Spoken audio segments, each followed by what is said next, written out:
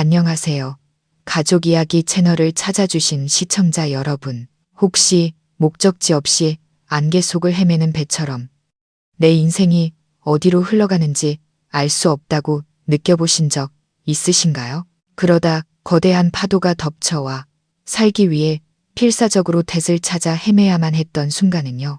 40을 넘긴 전직 군인인 제게 바로 그런 파도가 덮쳐오고 있었습니다.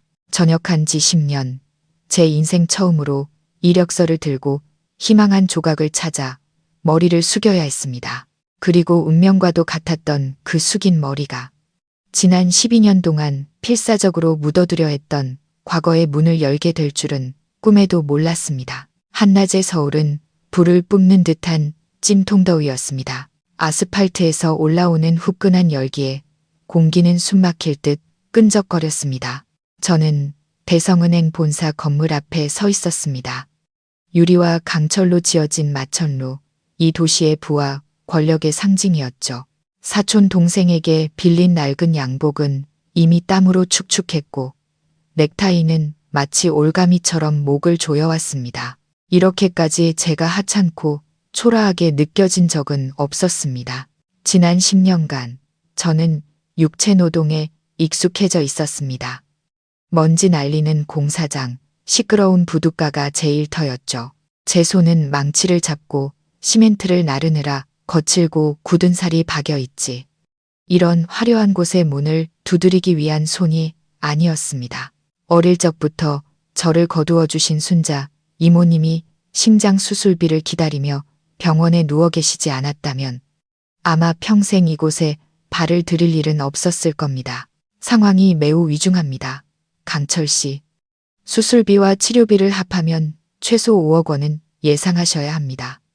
최대한 빨리 준비하시는 게 좋겠습니다. 의사의 말이 칼날처럼 귓가에 박혔습니다. 5억, 평생을 벌어도 감히 꿈꿔보지 못한 액수였습니다. 사방으로 뛰어다니며 형제와 친구들에게 돈을 빌렸지만 계란으로 바위치기였습니다. 결국 저는 단 한 번도 생각해 본 적 없는 일을 해야만 했습니다. 안정적인 직장을 구하는 것, 40살의 변변한 졸업장 하나 없이 전역증과 점점 쇠약해지는 몸뚱이가 전부인 남자가 지원할 수 있는 유일한 자리는 바로 보안요원이었습니다. 자동 유리문을 통과하자 차가운 에어컨 바람이 얼굴에 와 닿아 몸이 움츠러들었습니다. 반짝이는 대리석 바닥에 제 모습이 선명하게 비쳤습니다. 고단함이 묻어나는 얼굴의 중년 남자, 헐렁한 양복과 낡아빠진 구두, 젊고 아름다운 여직원들이 저를 스쳐 지나가며 호기심과 안쓰러움이 섞인 눈빛을 보냈습니다. 그들 눈에 비친 저는 실패자라는 걸 알 수 있었죠. 저는 안내 데스크로 다가가 다소 퉁명스러운 목소리로 말했습니다. 안녕하세요. 보안팀 면접 보러 왔습니다. 안내 직원은 저를 위아래로 훑어보더니 한쪽 구석에 있는 대기 의자를 가리켰습니다. 저기 앉아서 기다리세요.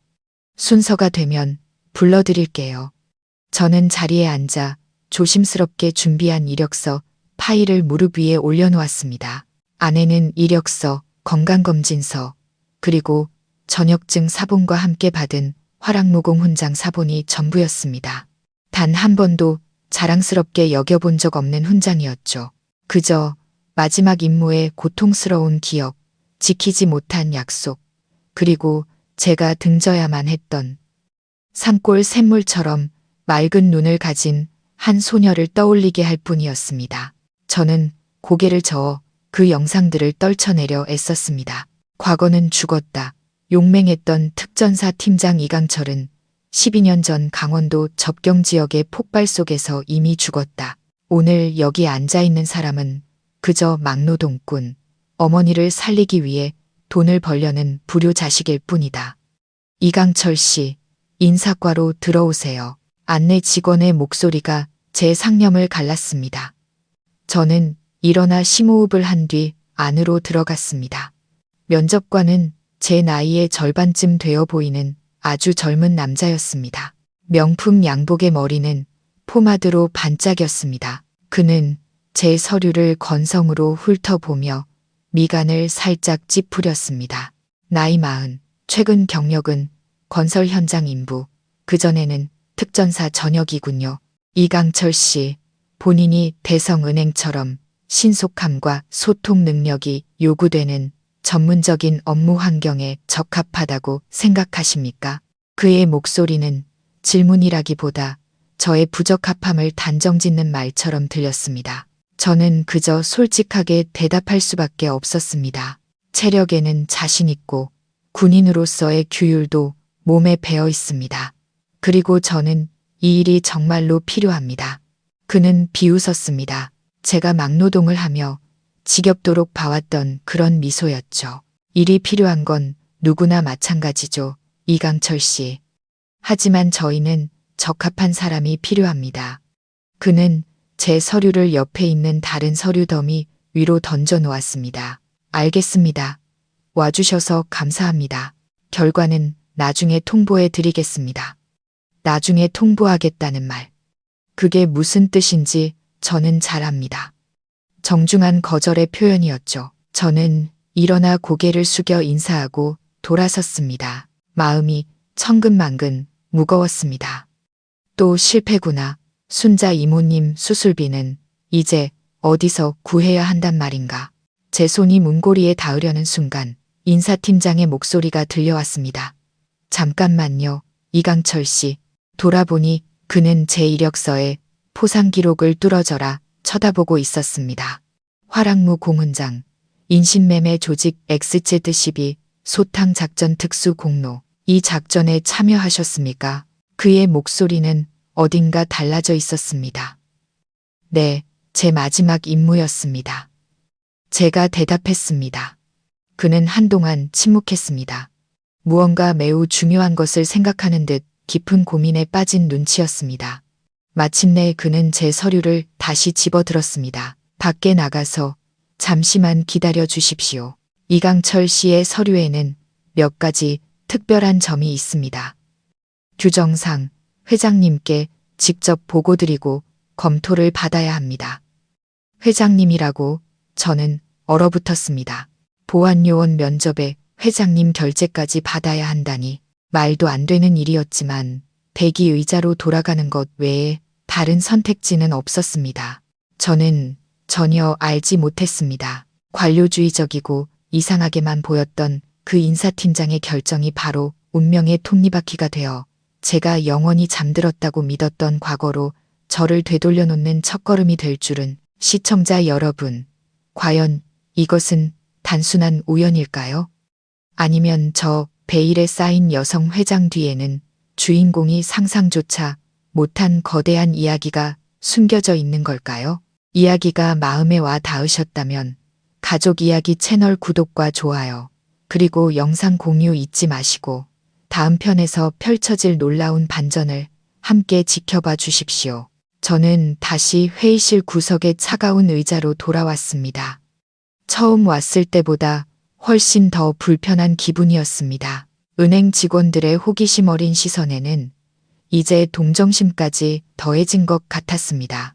분명 그들은 보안 요원 일자리 하나 구하러 온 실패한 중년 남자가 서류에 문제까지 있어서 붙잡혀 있구나라고 생각하고 있을 겁니다. 저는 굳은 살 박인 두 손을 꽉 쥐며 당혹감을 감추려 애썼습니다. 회장님, 일개 보안요원이 뭐라고 거대 은행의 막강한 권력을 가진 회장님까지 신경 쓰게 한단 말인가?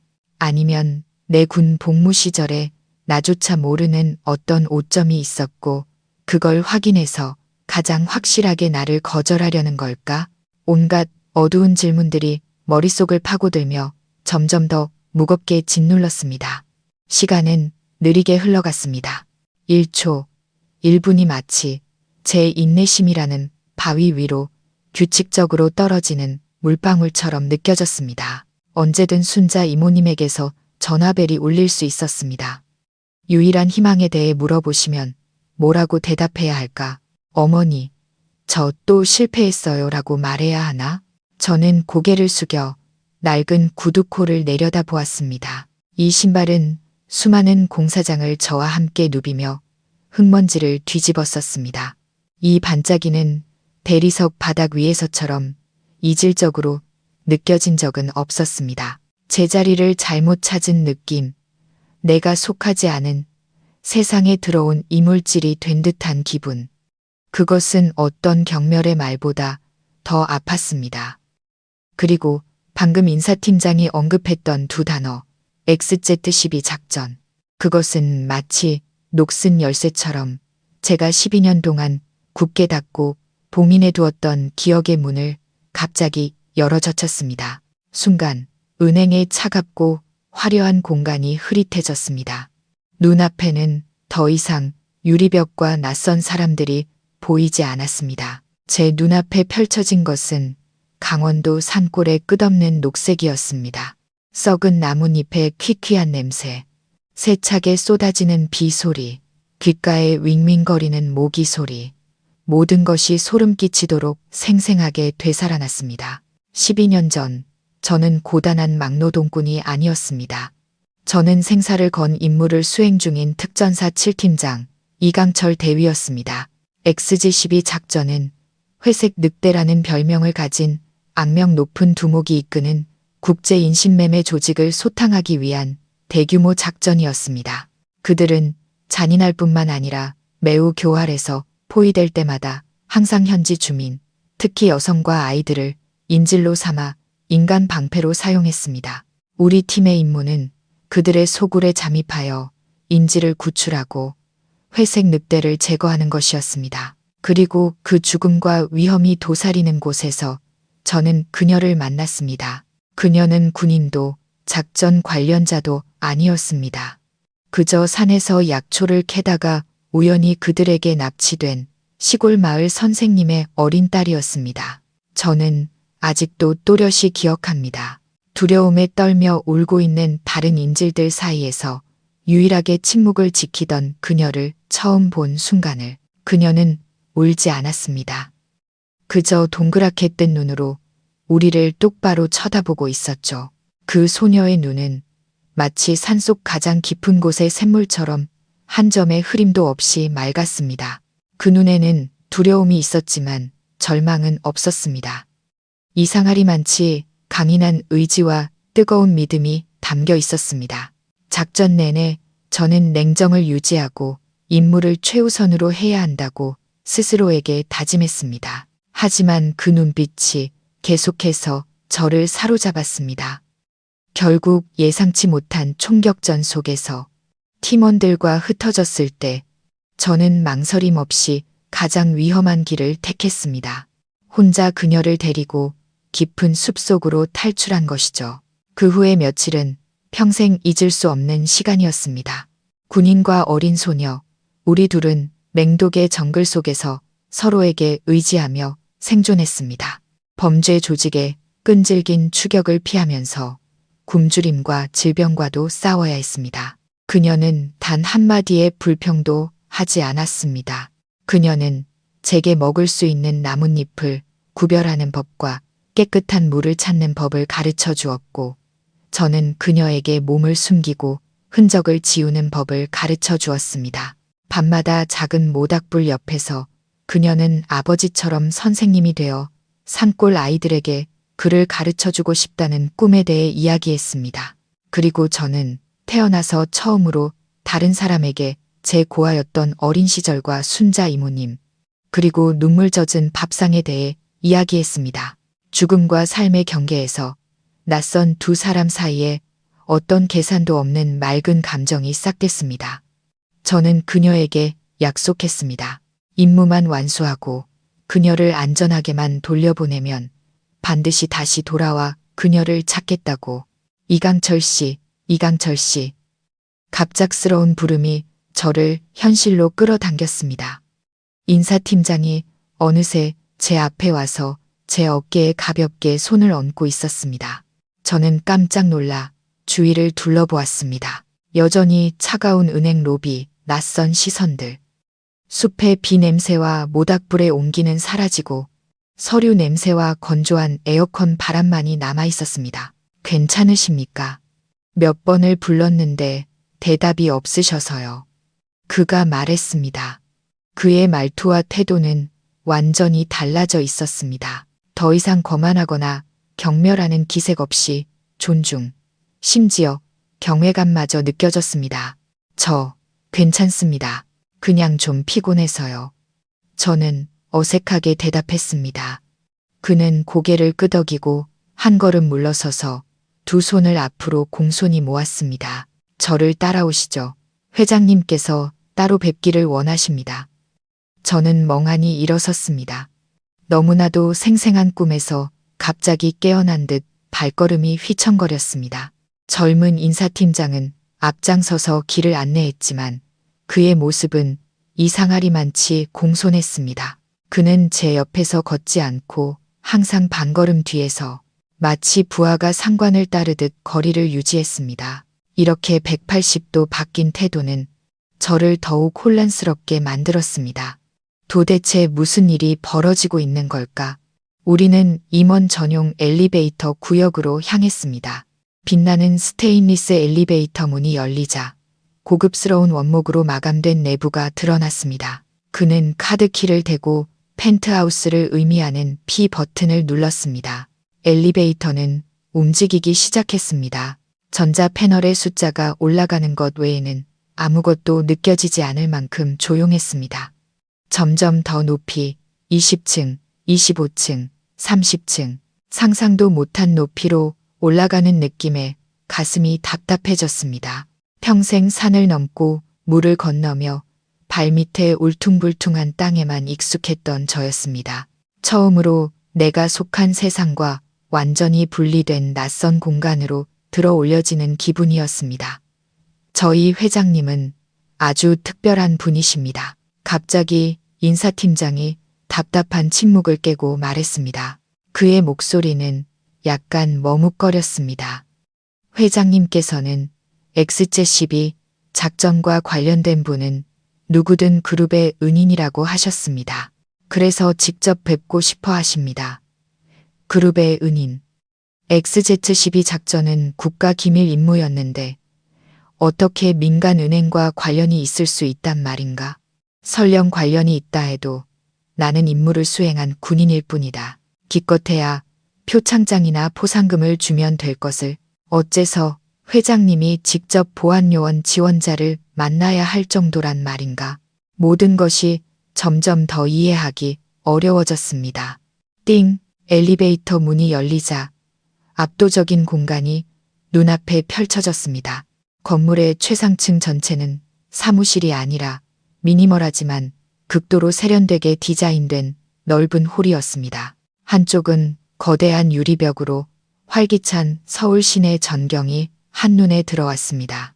눈부신 햇살이 유리를 뚫고 들어와 하얀 대리석 바닥에 반사되어 화려하면서도 어딘가 거리감이 느껴지는 분위기를 자아냈습니다. 단정한 유니폼을 입은 젊은 비서가 나와 우리에게 고개 숙여 인사했습니다.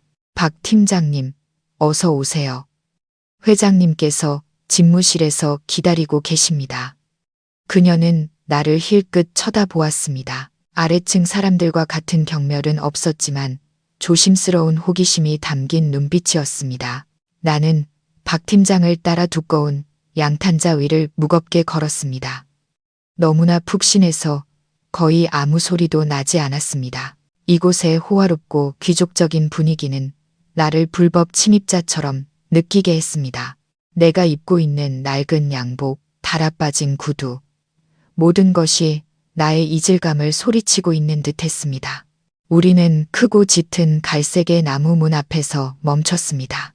박 팀장은 가볍게 3번 노크한 뒤 문을 열고 내게 들어가라는 손짓을 했습니다.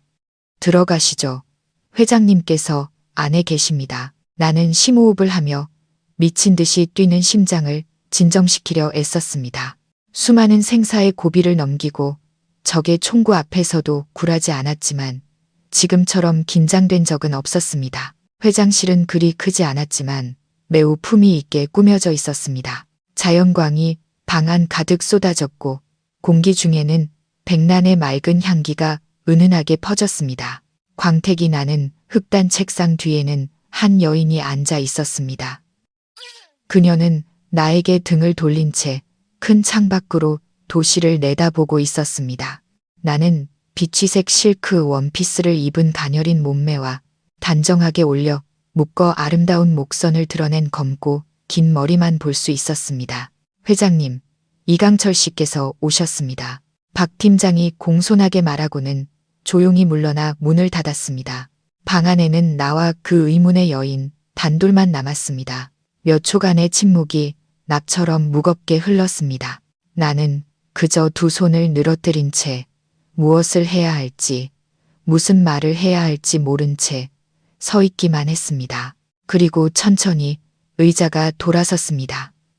시간이 멈춘 듯 했고 내 온몸은 굳어버렸으며 숨이 솟는 것 같았습니다. 그곳에 앉아있는 사람은 내가 상상했던 중년의 권위 있는 여성 회장이 아니었습니다. 아직 아주 젊은 청초한 얼굴과 하얀 피부, 살짝 담은 입술을 가진 여인이었습니다. 그 얼굴은 낯익으면서도 낯설었습니다. 성숙함과 풍기는 기품과 권위 때문에 낯설었죠.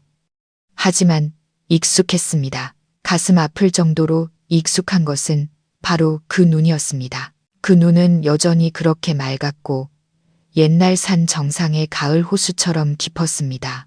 하지만 이제 그 눈에는 순진한 두려움 대신 세월을 거쳐 쌓인 깊은 슬픔과 고된 기다림이 담겨 있었습니다. 그리고 그 눈이 나를 똑바로 바라보았을 때 나는 그렁그렁한 눈물을 보았습니다. 그녀가 일어섰습니다. 대리석 바닥 위에서 그녀의 맨발이 떨렸습니다. 그녀는 한 걸음 한 걸음 나를 향해 다가왔습니다.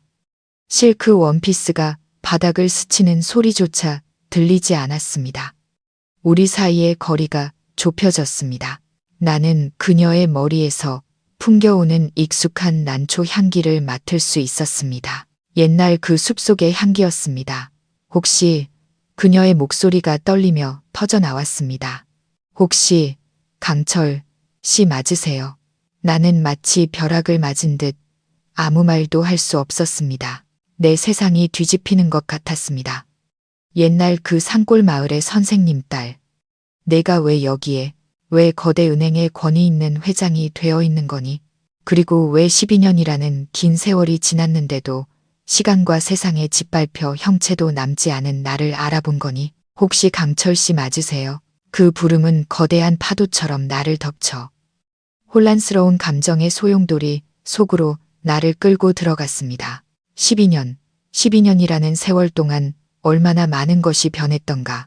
혈기왕성했던 젊은 군인이었던 나는 이제 영혼 깊숙이 전쟁의 상처를 안고 살아가는 중년 남자가 되었다. 그리고 내 순수하고 맑았던 소녀, 서연이는 이제 젊고 권위 있는 여성 회장이 되어 있었다. 그런데도 단 한 번의 눈맞춤, 단 한 번의 이름으로 그녀는 나를 알아보았다.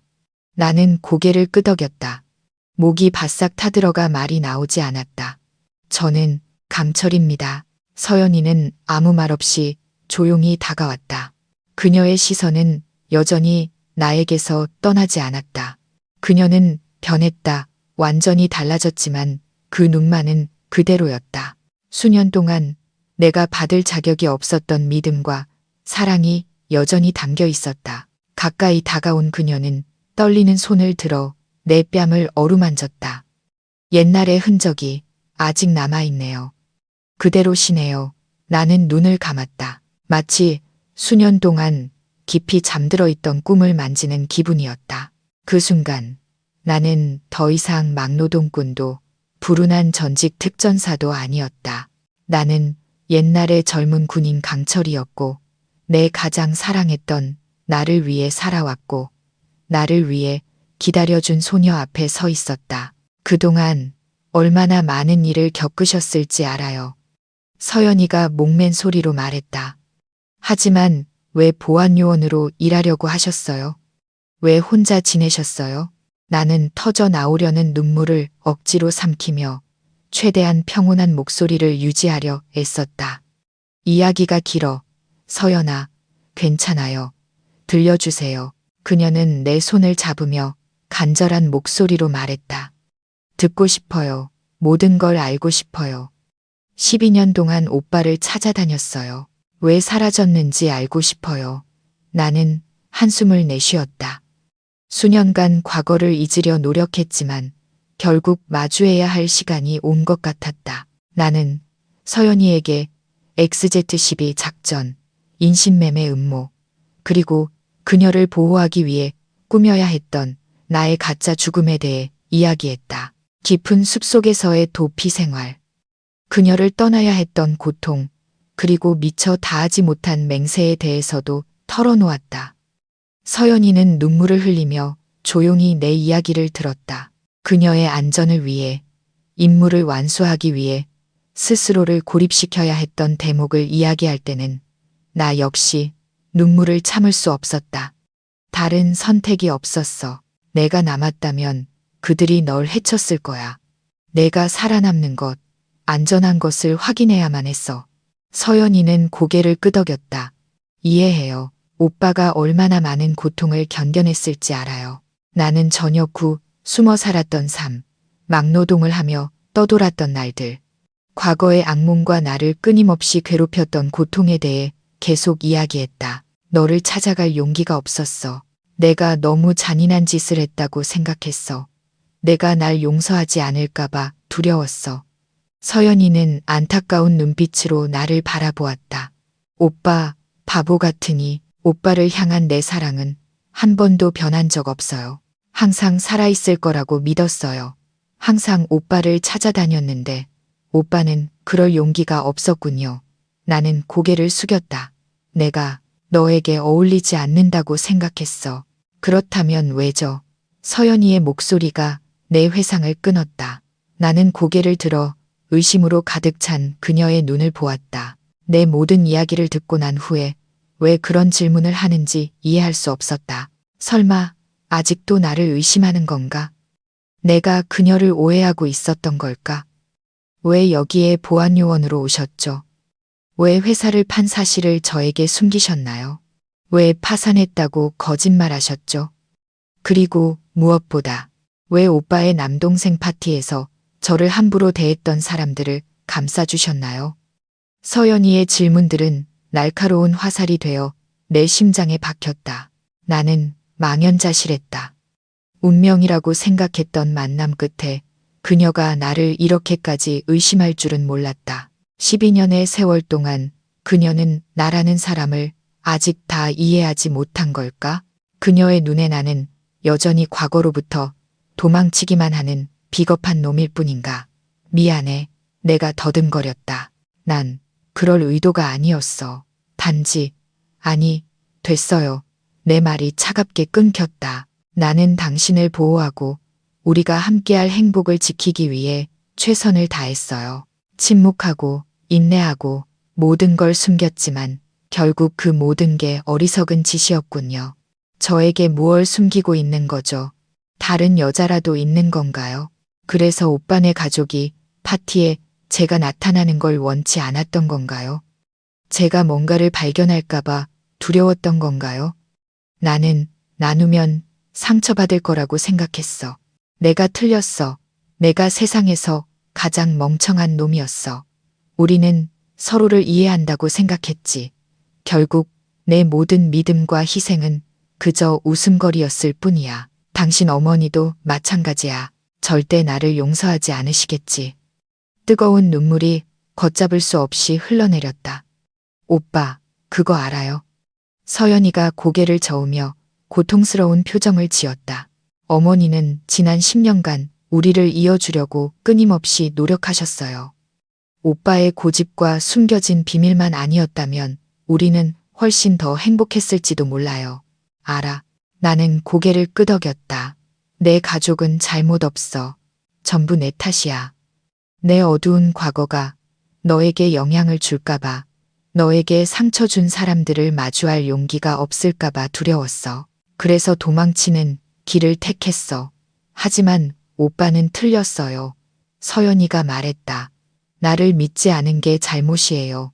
비밀이 우리 사랑의 균열을 만들게 둔 게 잘못이에요. 완전한 행복을 얻을 기회를 스스로 잃어버린 게 잘못이에요. 나는 침묵했다. 그녀의 말은 칼날이 되어 내 심장을 베는 것 같았다. 나는 그녀를 위해 최선을 다하고 있다고 생각했다. 하지만 결국 내 손으로 나와 그녀의 행복을 파괴하고 만 것이었다. 서연이가 말을 이었다. 가족 모임에서 있었던 일 전부 들었어요. 어머니를 구하기 위해 돈이 필요하다는 것, 일 때문에 힘들어하고 있다는 것도요. 그리고 아마 그래서 옳지 않은 방법을 선택했을 거라고도 생각했어요. 하지만 과거의 아픔을 개인적인 계산을 위해 이용할 줄은 몰랐어요. 그 순간 나는 모든 것을 깨달았다. 내가 틀렸다. 나는 우리가 함께 미래를 만들 수 있다고 생각했다. 그녀에게 더 나은 삶을 주기 위해 노력했다. 하지만 내가 하고 있던 일, 내가 좋다고 생각했던 것들이 그녀의 눈에는 배신이고 이기심이었다는 것을 몰랐다. 회사를 3,500억 원에 파셨더군요. 바로 그날 어머니의 친구 한 분이 사무실로 저를 찾아와 현재 상황에 대해 알려주셨어요. USB 하나를 건네며 이 안에 있는 걸 보라고 하셨죠. 호기심에 열어본 영상 속에는 오빠의 말들이 담겨 있었어요. 모든 걸 계산하고 있었더군요. 저를 속여서 믿게 만들었던 거예요. 지난 10년간 제 곁에 있으면서 다른 여자가 있었고 심지어 제 재산과 가족까지 빼앗으려 했다니. 나는 망연자실한 채 서연이를 바라보았다. 그녀의 눈에는 더 이상 어떤 감정도 남아있지 않았다. 오직 실망과 분노뿐이었다. 나는 모든 것을 잃었다. 사랑도, 일도, 희망도 모두. 나는 우리가 모든 것을 함께 극복할 수 있을 거라고 생각했다. 하지만 내가 틀렸다. 과거의 덫은 나를 묶었을 뿐만 아니라 죄의 수렁 속으로 나를 빠뜨렸다. 내가 뭘 원하는지 알아. 내가 힘겹게 내뱉었다. 목소리가 갈라졌다. 나를 떠나고 싶구나. 우리 관계를 모두 끝내고 싶은 거지. 그렇지. 서연이는 잠시 침묵하다 고개를 끄덕였다. 네, 미안하지만 우리는 더 이상 서로에게 속하지 않아요. 저는 신뢰할 수 있고 모든 어려움을 함께 마주할 수 있는 남자가 필요해요. 도망치고 숨기기만 하는 비겁한 사람이 아니라. 하지만 우리 아이는 내가 불쑥 내뱉었다. 걱정할 필요 없어요. 서연이가 여전히 차가운 목소리로 말했다. 아이는 내 아이고 제가 알아서 키울 거예요. 아이를 보고 싶으면 변호사를 통해 연락하세요. 그리고 이제부터 우리 모자에게 더는 패 끼치지 마세요. 각자 갈 길 가요. 심장이 산산조각 나는 것 같았다. 그녀의 차가운 말은 아픔과 후회로 가득한 내 마음에 칼날처럼 박혔다. 나는 이제 내가 속하지 않은 세상에 홀로 남겨진 죄인일 뿐이었다. 붙잡고 싶고 설명하고 싶고 용서를 빌고 싶었지만 모든 것이 너무 늦었다는 것을 알았다. 바로 그때 사무실 문이 벌컥 열렸다. 2명의 건장한 남자가 들어왔다. 한 명은 건물 보안 요원, 다른 한 명은 내가 추적을 의뢰했던 탐정이었다. 나는 그들이 나를 잡으러 온 줄 알았지만 아니었다. 그들은 내가 했던 진술과 증거들을 가지고 온 것이었다. 경찰이 왔습니다. 방 안은 순식간에 소란스러워졌다. 나는 체포되었고 서연이의 눈앞에서 끌려나갔다. 한때 내 목숨보다 더 사랑했던 여인은 이제 완전히 낯선 사람이 되어 있었다. 문을 나서기 전 나는 마지막으로 서연이를 돌아보았다. 그녀는 차갑고 단호한 표정으로 서 있었다. 마치 과거를 완전히 떨쳐내고 새로운 삶을 시작하려는 듯 보였다. 그리고 나는 내 앞길이 죄와 고독으로 가득한 긴 여정이 될 것임을 알았다. 하지만 내가 선택한 길이니 받아들여야만 했다. 나는 극한의 후회 속에서 사무실을 나섰다. 하지만 문이 닫히기 전 마지막 순간에 익숙한 전화벨 소리가 울리는 것을 들었다. 나는 바로 순자 이모님의 번호라는 것을 알아차렸다. 전화를 받기도 전에 장모님의 목소리가 들려왔다. 그 사람 말 듣지 마. 그럴 자격 없어. 모든 것이 너무 많이 변해버렸다. 그리고 나는 알았다. 앞으로 또 다른 진실이 기다리고 있다는 것을. 이 도시 전체를 뒤흔들지도 모를 진실이. 서연이의 사무실 문이 등 뒤에서 쾅 닫히며 화려하고 권력 있는 내부 세계와 나를 완전히 단절시켰다. 나는 두 명의 건장한 남자에게 끌려갔다. 굴욕감과 비참함이 온몸을 덮쳤다. 복도는 길고 차가웠다.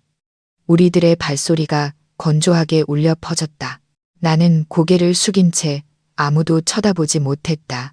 쥐구멍이라도 있으면 숨고 싶었다.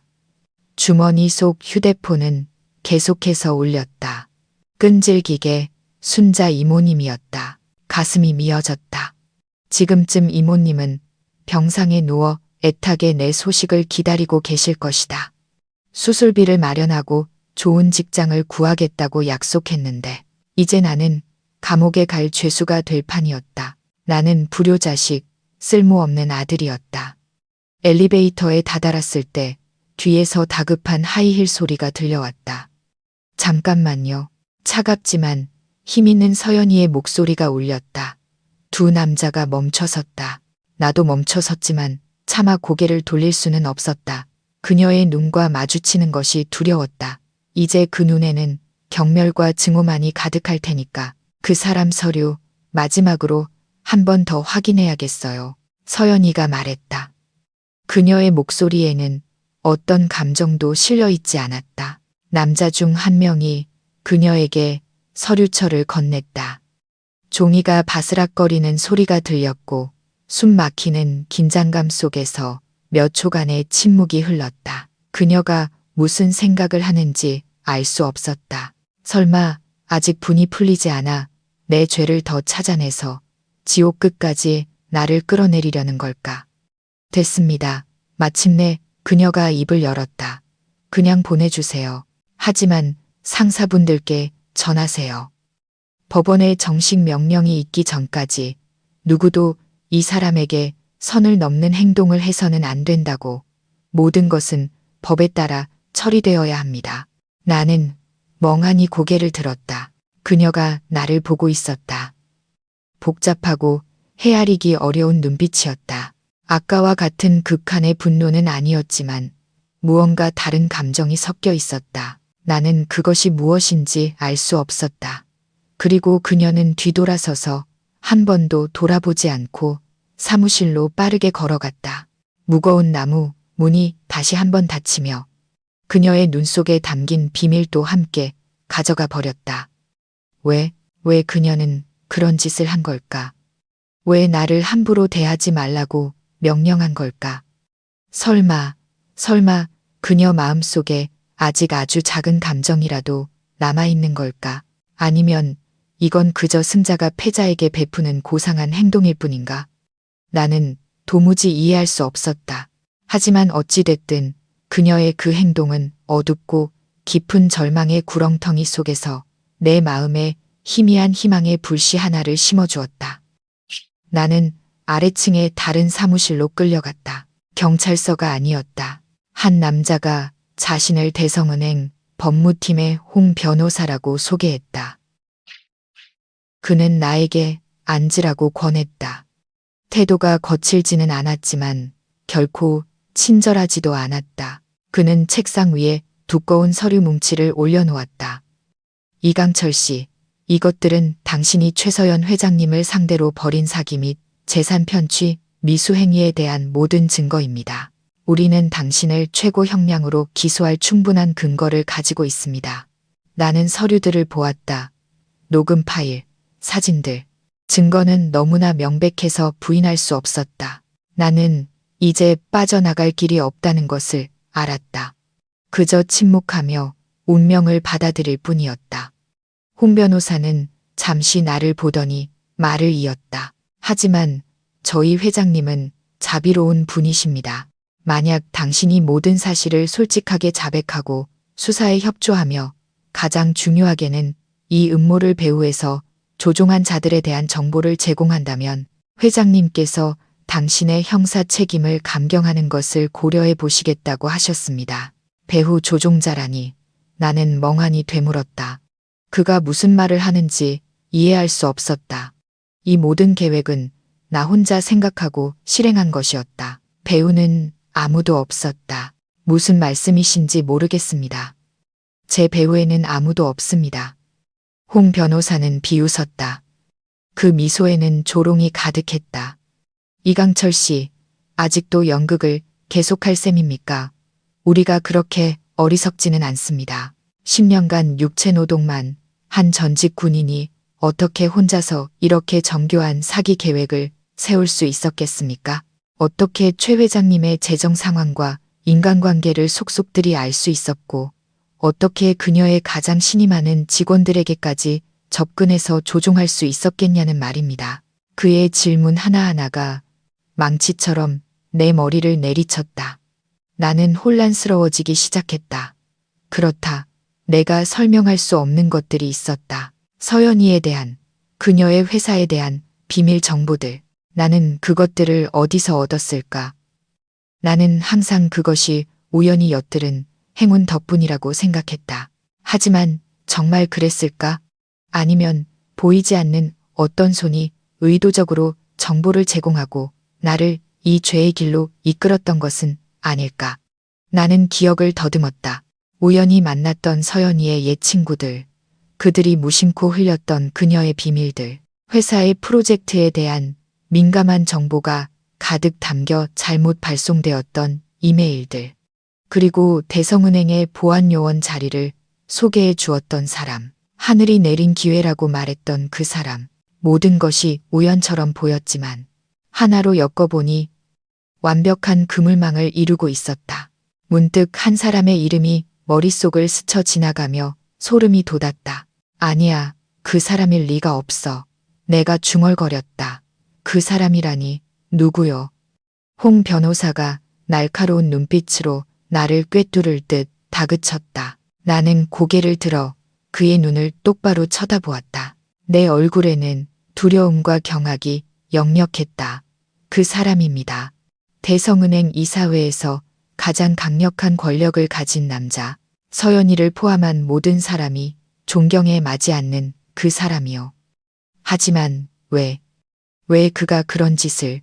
홍 변호사의 얼굴에는 내가 그 이름을 말했을 때 전혀 놀라는 기색이 없었다.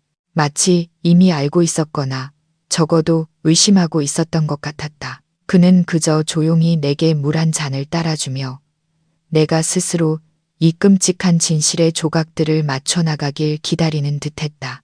김진태 부회장, 금융계의 늙은 여우라 불리는 남자, 최서연의 아버지와 함께 대성은행 제국을 처음부터 일궈낸 오른팔. 그는 항상 신사적이고 교양 있는 모습으로 나타났고 말 한마디 한마디는 늘 철학적이고 신중했다. 서연이에게 그는 단순한 상사를 넘어 그녀가 진심으로 존경하고 믿었던 삼촌 같은 존재이자 인생의 선배였다. 서연이가 아버지를 잃고 풋내기 시절에 그룹을 막 물려받았을 때 그녀를 이끌어주고 지지해준 사람도 바로 김 부회장이었다. 그런데 지금 나는 그 존경받던 인물이 이 모든 비극의 배후 주모자라고 생각하고 있었다. 너무나 허황되고 미친 생각이었다. 하지만 기억 속에 흩어진 조각들이 소름 끼치도록 정확하게 하나둘씩 맞춰지고 있었다. 내가 처음 면접 보러 왔던 날, 안내 데스크를 우연히 지나가던 사람이 바로 김 부회장이었다는 사실이 떠올랐다. 그는 나를 한참 동안 쳐다보더니 박 팀장의 어깨를 툭 치며 무심한 듯 한마디 던졌다. 요즘 젊은이들도 이 전역 군인들처럼 규율과 헌신 정신이 좀 있었으면 좋겠는데 말이야. 그때는 그저 의례적인 칭찬이라고 생각했지만 지금 돌이켜보면 그것은 내 서류가 특별히 주목받도록 하는 암시나 다름없었다. 그리고 서연이에 대한 비밀 정보들, 나는 그것들을 어디서 얻었을까? 우연히 만난 서연이의 옛 친구라고 자칭하는 사람들로부터였다. 그들은 늘 아버지를 잃은 후 서연이가 얼마나 외롭고 약해졌는지, 기댈 수 있는 든든한 어깨를 얼마나 갈망하는지에 대해 떠들어댔다. 그리고 이제야 기억났다. 그 모든 만남은 한 은밀한 기업인 클럽에서 이루어졌고 그 클럽의 핵심 멤버가 바로 김 부회장이었다. 그가 직접 그 꼭두각시들에게 대사를 주고 나처럼 경험 많은 남자에게 쉽게 정복당할 수 있는 연약하고 상처받기 쉬운 최서연의 이미지를 그리도록 연출했던 것이 아닐까. 내가 사용했던 사기 계획, 정교한 금융 기법들, 막노동꾼은 절대 혼자 생각해낼 수 없는 것들이었다. 나는 그것들을 어디서 배웠을까? 공사장에서 새로 사귄 친구의 권유로 등록했던 온라인 속성 재테크 강의에서였다. 그리고 그 친구는 문득 기억났다. 김 부회장의 개인 운전기사의 사촌 동생이었다. 모든 것이 그 권력자와 보이지 않는 끈으로 연결되어 있었다. 나는 사냥꾼이 아니었다. 나는 그가 어떤 목적을 위해 신중하게 선택하고 다듬은 장기판의 졸 하나의 도구에 불과했다. 하지만 그 목적이 뭘까? 왜 그는 그토록 아끼고 보호하던 조카딸을 해치려 한 걸까? 왜? 나는 홍 변호사를 쳐다보며 절망적인 목소리로 물었다. 왜 그가 서연이에게 그런 짓을 한 거죠? 홍 변호사는 한숨을 쉬었다. 그는 내 앞으로 이전 서류들보다 얇은 다른 서류철 하나를 밀어주었다. 이걸 보시면 이해하게 될 겁니다. 나는 떨리는 손으로 서류를 열었다. 안에는 숫자나 녹음 파일이 아니라 10여 년 전 경제 잡지에서 오려낸 누렇게 변색된 낡은 신문 기사들이 들어있었다. 첫 번째 기사의 제목이 눈에 들어왔다. 역사적인 악수, 최민준과 김진태, 대성은행 공동 설립. 하지만 내용을 자세히 읽어보니 중요한 사실 하나를 발견했다. 서연이의 아버지 최민준 회장은 자본만 투자한 것이 아니었다. 그는 당시 획기적인 발명품이었던 은행 보안 핵심 기술을 보유하고 있었다. 바로 이 기술이 대성은행의 독보적인 성공을 이끈 기반이자 심장이었다. 김 부회장은 경영에 재능이 있었지만 본질적으로는 공동 창업자의 거대한 그늘 아래 사는 2인자에 불과했다. 다음 장으로 넘겼다. 대성은행 주주총회에 관한 다른 기사였다. 수년 후 물밑에서 권력 다툼이 벌어졌다. 김 부회장은 지분을 매입하고 다른 주주들과 연합하여 그룹의 경영권을 장악하려 했지만 결국 최 회장의 절대적인 신망과 능력 앞에 실패했다.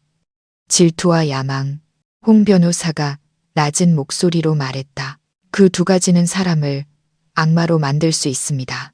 김 부회장은 아마 최 회장님의 재능을 항상 질투했고 언젠가는 대성은행을 완전히 차지하겠다는 야망을 키워왔을 겁니다. 최 회장님께서 살아계실 때는 아무것도 할 수 없었죠.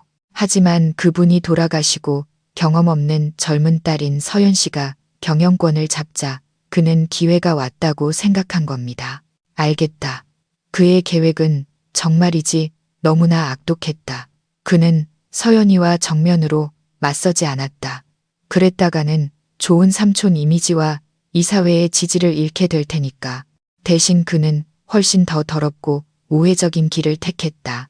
그는 복잡한 과거를 가졌고 막다른 길에 몰린 나를 이용해 서연이를 내부에서부터 무너뜨리려 했던 것이다.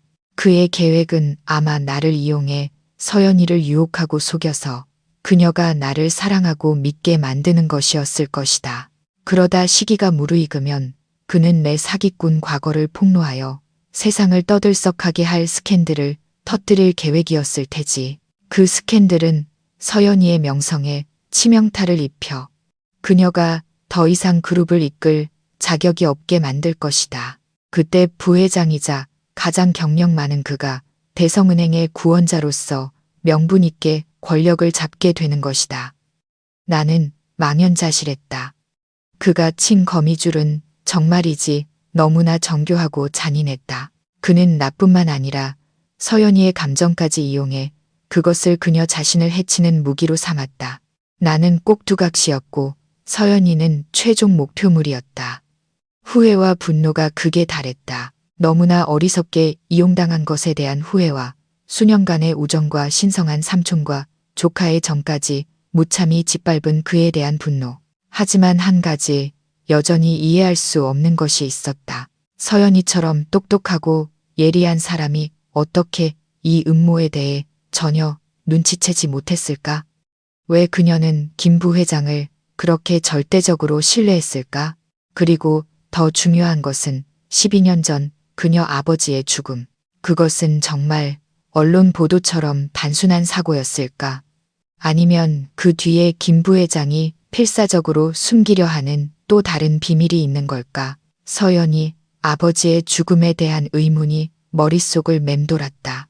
모호하지만 소름 끼치도록 차가운 의심이었다. 나는 홍 변호사에게 더 물어보려 했지만 그는 그저 고개를 저으며 이곳에서 말할 수 없는 이야기가 있다는 눈짓을 보냈다. 그는 일어나 내부 전화기 쪽으로 갔다.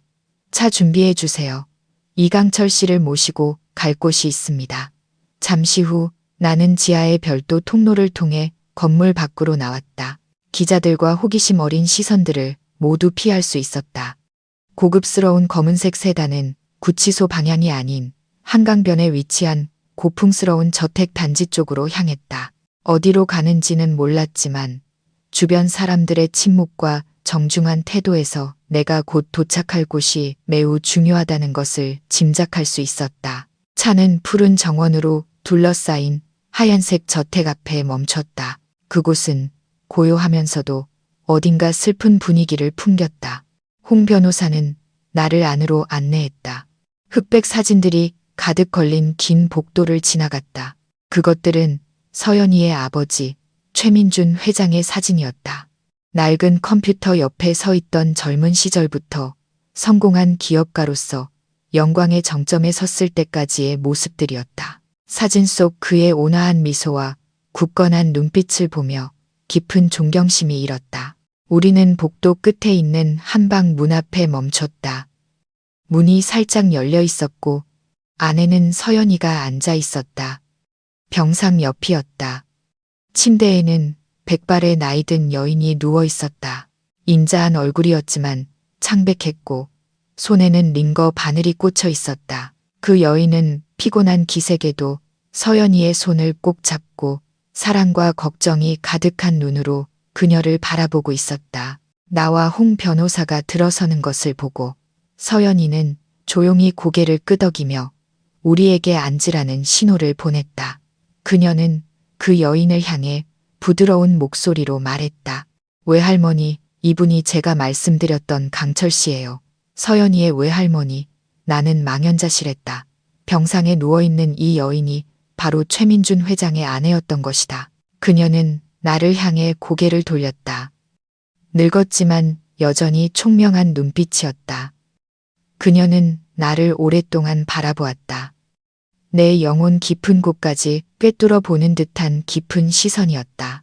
그리고 그녀는 나지막이 입을 열었다. 가늘지만 또렷한 목소리였다. 자네가 그 옛날 우리 서연이를 구해준 그 군인이구먼. 나는 그저 고개를 끄덕일 수밖에 없었다. 목이 메어왔다. 그녀는 온화하게 미소 지었다. 고맙네. 지난 12년 동안 우리 애가 하루도 자네를 잊은 날이 없었어. 자네를 찾아다녔지.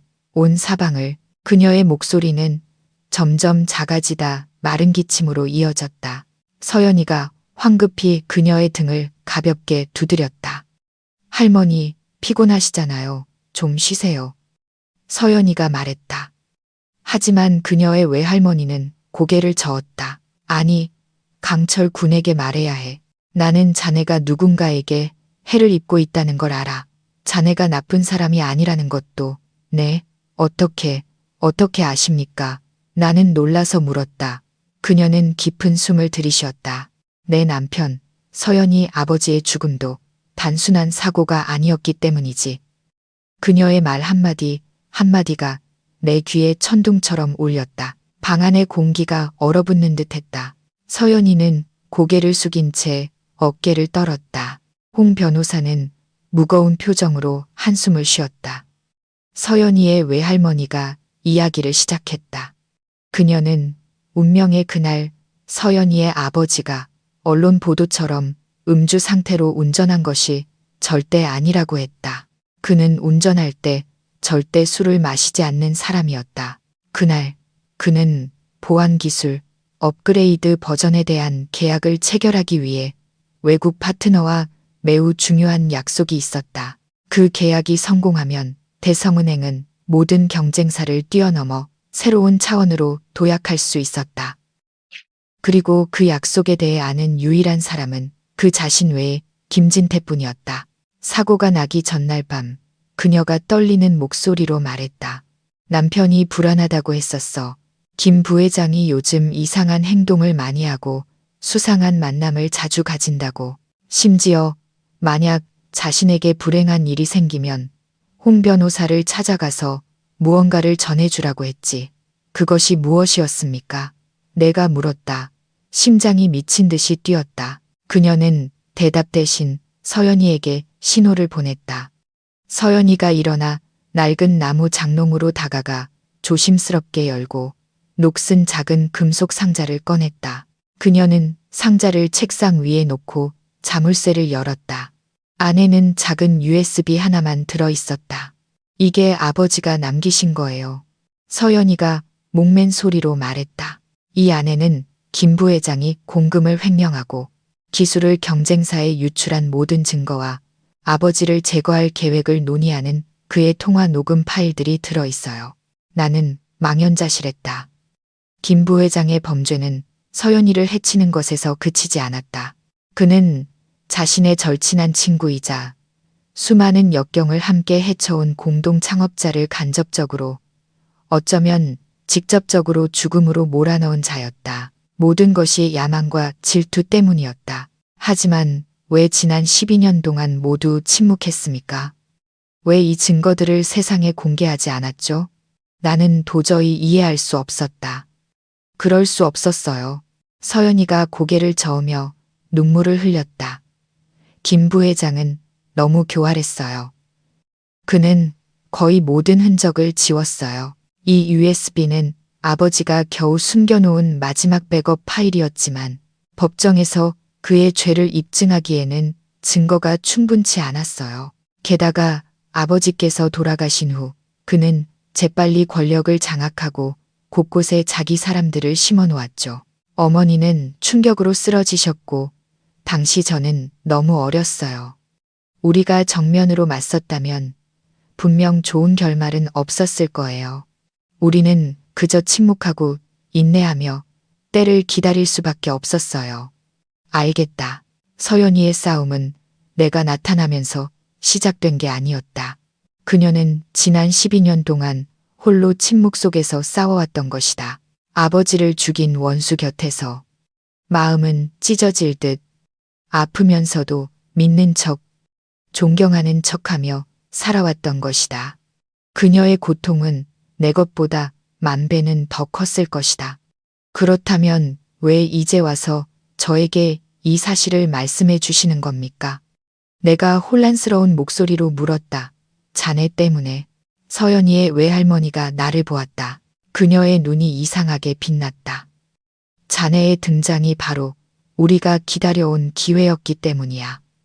김진태는 치명적인 실수를 저질렀어. 바로 자네를 장기판의 졸로 선택한 것이지. 그는 자신이 선택한 졸이 과거와 특별한 연결고리를 가지고 있고 이 판을 뒤집을 수 있는 유일한 사람이라는 사실을 몰랐던 거야. 저라고요? 나는 아직 이해할 수 없었다. 서연이가 미소 지었다. 슬픔과 희망이 뒤섞인 미소였다. 기억나요. 강철 오빠, 숲속에 있을 때 어깨에 있는 흉터에 대해 말해준 적 있잖아요. 임무 중에 총알 파편이 박혀서 생긴 흉터라고. 저는 그 모양을 아직도 똑똑히 기억해요. 그녀의 말에 마치 전류가 흐르는 듯 했다. 그 흉터가 이 일과 무슨 상관이 있지? 내 어깨의 흉터. 수년 동안 지니고 다닌 전쟁의 기념품이 이제 상상도 못한 상황에서 언급되고 있었다. 나는 무의식적으로 왼손을 들어 어깨를 만졌다. 양복 안쪽으로 낡은 흉터에 울퉁불퉁한 감촉이 느껴졌다. 그게 무슨 상관인데? 내가 혼란스러운 목소리로 물었다. 서연이는 바로 대답하지 않았다. 그녀는 책상으로 다가가 노트북을 열고 빠르게 몇 줄을 입력했다. 벽에 걸린 대형 화면에서 보안 카메라 영상이 재생되기 시작했다. 영상은 높은 각도에서 촬영된 것으로 밤중 한적한 도로에서 일어난 끔찍한 자동차 충돌 장면을 담고 있었다. 나는 그것이 12년 전 그녀의 아버지 목숨을 앗아간 언론에서도 일부 공개했던 그 사고 영상이라는 것을 바로 알아차렸다. 여기를 잘 보세요. 강철 오빠, 서연이가 떨리는 목소리로 말했다. 그녀는 영상에서 그녀 아버지의 차가 트럭에 부딪혀 전복된 직후의 순간으로 되감았다. 어둠 속에서 한 인형이 뛰쳐나왔다. 그 사람은 경찰도 구조대원도 아니었다. 그는 검은 옷을 입고 있었고 군인처럼 민첩하고 전문적으로 움직였다. 그는 차가 폭발하기 전에 차문을 부수고 그녀의 아버지를 끌어내려 애썼다. 나는 숨을 죽였다. 그는 신원 미상의 군인이었어요. 서연이가 말을 이었다. 지난 12년 동안 저와 홍 변호사님은 그를 찾아다녔어요. 그는 현장에 있었던 유일한 목격자였어요. 그는 모든 것을 봤어요. 그 트럭을 운전한 자를. 그리고 아마 그 이상을 봤을지도 모르죠. 하지만 그는 그 직후 마치 존재하지 않았던 것처럼 사라졌어요. 군대 내 그의 모든 기록이 삭제되었죠. 등고를 타고 오싹한 한기가 흘렀다. 기록 삭제라니 그것은 간단한 일이 아니었다. 아주 큰 권력을 가진 자만이 할 수 있는 일이었다. 설마 김 부회장이 손을 쓴 건가? 내가 속삭였다. 그럴 가능성이 높아요. 홍 변호사가 고개를 끄덕였다. 유일한 목격자의 입을 막고 싶었겠죠. 하지만 그 군인이 내 흉터와 무슨 관련이 있다는 거지? 나는 여전히 그 연관성을 이해할 수 없었다. 왜냐하면 서연이가 영상을 멈추고 그 신원 미상 군인의 이미지를 확대했다. 영상 화질이 너무 나빠서 그의 얼굴은 전혀 알아볼 수 없었다. 하지만 그가 차문을 당기려 애쓰던 한순간 그의 검은 셔츠 왼쪽 어깨 부분이 찢어지며 흉터가 드러났다. 아주 독특한 모양의 흉터였다. 그의 흉터가 오빠가 저에게 묘사했던 흉터와 똑같기 때문이에요. 서연이의 목소리가 터져 나왔다. 저는 지난 12년 동안 언젠가 그 군인을 찾을 수 있을 거라고 희망하고 기도했어요. 하지만 그 사람이 바로 오빠일 줄은 깊은 숲속에서 저를 한 번 구해주고 아마 운명의 그 밤에 제 아버지를 또 한 번 구하려 했던 그 사람일 줄은 꿈에도 몰랐어요. 내 세상이 빙글빙글 도는 것 같았다. 내가 그 신원 미상의 군인이라고. 나는 기억을 더듬었다. 12년 전 그 무렵 나는 어디에 있었을까? 나는 다른 지방에서 다른 임무를 수행 중이었다. 그날 밤 서울에 있을 가능성은 전혀 없었다. 아니, 내가 아니야, 서연아. 나는 혼란스러운 목소리로 고개를 저었다. 확실해. 그날 밤 난 서울에 없었어. 분명 착각일 거야. 이 흉터는 그냥 우연의 일치일 수도 있어. 나의 부인은 방 안의 분위기를 무겁게 가라앉혔다. 서연이의 눈에 떠올랐던 희망이 순식간에 사라지고 깊은 실망감이 그 자리를 채웠다. 그녀의 외할머니도 한숨을 쉬었다. 홍 변호사는 골똘한 표정으로 미간을 찌푸렸다. 그래요. 서연이가 말했다. 그녀의 목소리가 차가워졌다. 그렇다면 왜 방금 인사팀장이 저에게 보낸 군 복무 기록에는 이런 내용이 있는 거죠? 그녀는 노트북으로 돌아가 다른 파일을 열었다. 그것은 내 군 복무 기록 스캔본이었다. 그녀는 임무 기록란에 작은 글씨를 가리켰다. 특별 기밀 임무, 식별 번호 G28, 기간 2013년 10월 15일, 17일, 장소 서울특별시, 상태 완수, 2013년 10월 16일. 그날은 바로 서연이의 아버지가 사고를 당한 날이었다. 온몸에 전기가 흐르는 듯했다. G28 임무 기억났다. 그것은 공식 기록에 남지 않는 극비 임무였다. 나는 상부의 긴급 지시로 다른 작전을 지원하기 위해 단 이틀간 서울에 파견되었다.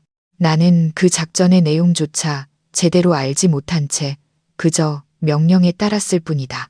그리고 10월 16일 밤 나는 한적한 도로에서 어떤 대상을 감시하라는 명령을 받았다. 나는 그 사고를 목격했다. 나는 사람을 구하기 위해 뛰쳐나갔다. 하지만 그 후 즉시 철수하라는 명령을 받았다. 내가 본 모든 것을 잊고 그곳에 있었던 적이 없는 것처럼 행동하라는 명령이었다. 그 임무와 관련된 모든 기록은 최고 등급으로 봉인되었다. 어떻게 네가 이 기록을 가지고 있는 거지? 나는 떨리는 목소리로 서연이를 보았다. 이건 극비 자료야. 나조차 접근할 수 없는 아버지께서 돌아가시기 전에 마지막 영향력을 사용해서 사본을 요청하셨기 때문이에요. 서연이가 대답했다. 무언가 잘못되었다는 걸 아셨던 거죠. 자신이 참여할 기회조차 없을 싸움을 준비하셨던 거예요. 아버지께서는 저 USB와 함께 진실을 열 수 있는 2개의 열쇠로 이것을 저에게 남기셨어요. 그렇다면 우연이 아니었다. 운명은 상상도 못할 방식으로 모든 것을 계획해 놓았다. 12년 전 나는 우연히 한 범죄의 목격자가 되었다. 그리고 12년 후 그 범죄의 주모자가 바로 나를 피해자의 딸을 해치는 도구로 선택했던 것이다. 잔인한 운명의 원이 마침내 닫혔다. 강철 씨, 홍 변호사의 목소리가 나를 현실로 돌려놓았다. 이제 이 판에서 당신의 역할이 무엇인지 이해했습니까? 당신은 장기판의 졸이 아닙니다. 당신은 가장 중요한 목격자이자 김진태의 제국 전체를 무너뜨릴 수 있는 핵심 카드입니다. 나는 서연이를 보았다. 그녀의 눈물 젖은 눈을. 이제 알겠다. 더 이상 도망칠 수 없다. 운명은 나를 마주 보게 했다.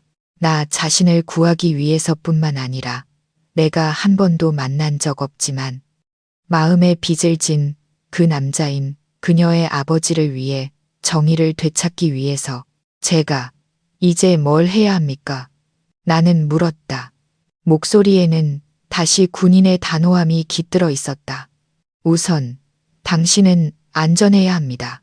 홍 변호사가 말했다. 이제부터 당신은 구치소로 가지 않을 겁니다. 우리 보호 아래 이곳에 머물게 될 겁니다. 다음으로 우리는 당신이 기억을 되살려야 합니다. 그날 밤에 모든 세세한 부분을 트럭을 운전한 자. 그의 모습은 어땠습니까? 식별할 만한 특징은 없었나요? 그가 무슨 말을 하지는 않았습니까? 아무리 작은 부분이라도 결정적인 단서가 될 수 있습니다. 나는 눈을 감고 12년 전의 어두운 기억 속을 파고들었다. 끔찍했던 사고 현장이 다시 떠올랐다. 쇠가 부딪히는 날카로운 소리, 맹렬하게 타오르는 불길, 그리고 트럭 운전사의 모습. 그는 모자를 깊이 눌렀어 얼굴 대부분이 가려져 있었다. 하지만 한 가지 절대 잊을 수 없는 것이 있었다. 그의 손목에 있는 문신, 전갈 문신이었다. 그리고 그가 떠나기 전에 혼잣말로 중얼거렸던 그의 목소리. 익숙한, 탁한 목소리. 어디선가 들어본 적 있는 듯한 목소리였다. 전갈 문신과 익숙한 탁한 목소리. 그 2가지 단서가 희미한 기억 속에 번개처럼 내리꽂혔다. 내가 그 자를 어디서 봤을까? 그 목소리는 왜 그렇게 익숙할까? 기억을 더듬으려 애썼다. 하지만 12년은 너무나 긴 시간이었고 모든 것이 꿈처럼 흐릿했다. 내가 미간을 찌푸리며 고심하는 것을 보고 홍 변호사가 말했다. 괜찮습니다. 너무 무리하지 마세요. 천천히 기억해 내시면 됩니다. 그동안 우리는 이 2가지 특징을 기반으로 추적을 시작할 겁니다. 이런 문신을 한 전문 킬러라면 분명 흔적을 남겼을 겁니다. 그날 이후 나는 더 이상 심판을 기다리는 용의자가 아니었다. 나는 서연이 외할머니 댁의 손님용 방에 머무는 특별한 손님이 되었다. 방은 넓고 창밖으로는 푸른 정원이 보였지만 내 마음은 단 한순간도 편치 않았다. 목격자라는 부담감, 과거의 무게, 그리고 순자 이모님의 안위가 내 어깨를 무겁게 짓눌렀다. 서연이는 병원에 사람을 보내 모든 치료비를 지불하고 순자 이모님을 위해 가장 좋은 병실을 마련했다고 했다. 심지어 이모님을 방해하거나 해를 끼치는 사람이 없도록 24시간 경호원 2명을 배치했다고 했다. 그녀의 세심함과 이해심에 나는 감동하면서도 죄책감을 느꼈다. 그녀는 모든 것을 다 해주었는데 나는 그녀에게 더 많은 문제만 안겨준 셈이었다. 그 후 며칠 동안 나는 대부분의 시간을 방에 혼자 앉아 흩어진 기억의 조각들을 맞추려 애썼다. 홍 변호사와 서연이는 그들이 가진 김 부회장에 대한 모든 자료, 그의 인간관계와 사업 거래에 대한 서류들을 나에게 제공했다. 나는 그것들을 막노동꾼이 아닌 특전사 요원의 날카로운 분석력으로 읽었다. 허점, 연결고리, 비정상적인 점들을 찾아 나섰다. 점차 12년 전에 이강철이라는 사람이 내 안에서 되살아나는 것 같았다. 실패자의 자격지심과 위축감은 점차 사라지고 그 자리를 침착함, 결단력, 그리고 상황을 논리적으로 분석하는 능력이 채워나갔다. 나는 더 이상 수동적인 졸이 아니었다. 나는 체스 플레이어가 되어야 했다. 우리는 그냥 앉아서 기다릴 수만은 없습니다. 어느 날 저녁, 나는 서재에서 서연이와 홍 변호사에게 말했다. 김 부회장은 늙은 여우입니다. 가만히 앉아서 죽음을 기다릴 자가 아니죠. 분명 내가 여기 있다는 것을 알았을 것이고 반격할 방법을 찾고 있을 겁니다. 우리는 그보다 한 발 앞서야 합니다. 서연이가 나를 보았다. 그녀의 눈에 놀라움과 신뢰가 어렸다. 오빠 말이 맞아요. 하지만 지금 우리가 뭘 해야 하죠? 그는 대성은행을 차지하고 싶어 합니다. 나는 그룹의 주주 구성도를 가리키며 말했다. 그러기 위해서는 곧 있을 주주총회에서 충분한 의결권을 확보해야 하죠. 내 스캔들은 내막이 밝혀졌다고는 해도 여전히 그의 손에 당신의 명성을 공격하고 내부를 분열시킬 좋은 빌미가 될 겁니다. 우리는 결정적인 한 방을 날려야 합니다. 주주총회가 열리기 직전에 그가 더 이상 빠져나갈 수 없도록 만드는 한 방을요. 그 결정적인 한 방이 뭐죠? 홍 변호사가 물었다. 그 트럭을 운전했던 자를 찾는 겁니다. 내가 단호하게 말했다. 그를 찾아서 배우를 실토하게만 만들면 김 부회장의 모든 범죄가 백일하에 드러날 겁니다. 그때 그는 부회장 자리뿐만 아니라 살인죄라는 죄명과도 마주해야 할 겁니다. 하지만 어떻게 그를 찾죠? 홍 변호사가 고개를 저었다. 그는 12년 동안 자취를 감췄습니다. 경찰도 수사했지만 성과가 없었고요. 경찰은 경찰의 방식대로 수사하겠죠. 내가 말했다. 차가운 미소가 입가에 스쳤다. 나는 군인의 방식대로 찾을 겁니다. 김 부회장이 시스템에서 그의 기록을 지울 수는 있었겠지만 뒷골목 3개의 인맥과 흔적까지 지울 수는 없었을 겁니다. 정갈 문신을 한 킬러. 서울 바닥에 그런 사람은 많지 않을 거라고 믿습니다. 도움이 필요합니다. 나는 홍 변호사를 향해 돌아섰다. 지난 15년간 서울에서 활동했던 모든 조직폭력배, 이름 있는 건달들에 대한 정보를 주십시오. 특히 청부살인이나 조직 간의 다툼에 연루된 자들을 중심으로요. 홍 변호사는 조금 망설였다. 강철 씨, 이건 매우 위험한 일입니다. 당신은 더 이상 현역이 아니에요. 압니다. 내가 흔들림 없는 눈빛으로 대답했다. 하지만 이게 유일한 방법입니다. 게다가 제가 혼자 그들과 맞서려는 게 아닙니다. 저는 정보만 찾아낼 겁니다. 나머지는 법이 알아서 할 일이죠. 지금까지 조용히 있던 서연이가 입을 열었다. 오빠를 믿어요. 하지만 한 가지 약속해 주세요. 반드시 안전해야 해요. 그녀는 걱정 가득한 눈으로 나를 보았다. 나는 고개를 끄덕였다. 약속할게. 계획이 세워졌다. 나는 직접 나서지 않을 것이다. 대신 다른 사람을 연기할 것이다. 정갈 문신을 한 옛 형님을 찾아 예정을 나누고 싶어하는 갓 출소한 건달 역할이었다. 나는 정보가 술과 은밀한 거래로 오가는 술집과 복잡한 유흥가에 잠입할 것이다. 그것은 매우 무모하고 위험한 계획이었다. 작은 실수 하나에도 목숨을 대가로 치러야 할지 모른다. 하지만 서연이의 믿음 어린 눈빛을 보고 병원에 누워 계신 순자 이모님을 생각하고 돌아가신 그녀의 아버지에 대한 마음의 빚을 생각하니 물러설 수 없다는 것을 알았다. 그날 밤 행동을 시작하기 전에 나는 혼자 발코니에 섰다. 한강에서 불어오는 바람이 시원했다. 나는 셔츠를 벗고 달빛 아래 어깨에 흉터를 내려다보았다. 12년 전 이 흉터는 한 군인의 희생의 증거였다. 12년 후 그것은 정의를 여는 열쇠가 되었다. 나는 문득 깨달았다. 내가 군대를 전역했을지는 몰라도 정의를 위해 싸우는 군인의 본성은 내 안에서 결코 사라지지 않았다는 것을, 그것은 그저 잠시 잠들어 있었을 뿐 깨어날 날을 기다리고 있었던 것이다. 그리고 그날이 바로 오늘이다. 새로운 전쟁, 마지막 임무, 그리고 이번에는 실패하지 않을 것이다. 하지만 내가 마주해야 할 적이 혼자만이 아니라는 것과 그 익숙한 탁한 목소리의 주인이 생각보다 훨씬 더 가까이 있다는 것을 나는 전혀 알지 못했다. 새로운 역할을 준비하기 위해 나는 완전히 다른 사람으로 변신해야 했다.